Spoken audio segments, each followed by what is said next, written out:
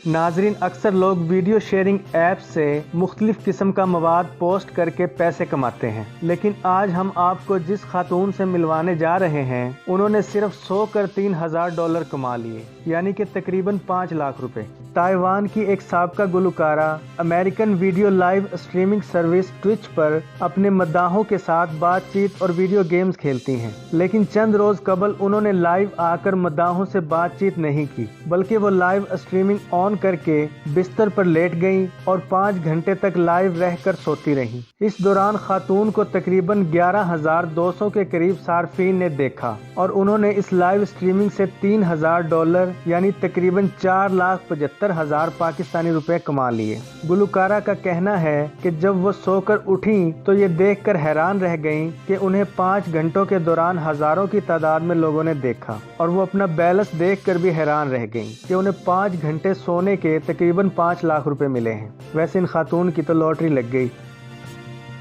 उम्मीद करता हूँ ये छोटी सी रिपोर्ट आपको अच्छी लगी होगी। अगर रिपोर्ट अच्छी लगे तो हमारे चैनल को सब्सक्राइब करें, साथ में घंटी के निशान को ज़रूर दबा दें ताकि आने वाली हमारी वीडियो आपको सबसे पहले मौसूल हो सके, और अपनी राय का इजहार कमेंट सेक्शन में ज़रूर कीजिएगा।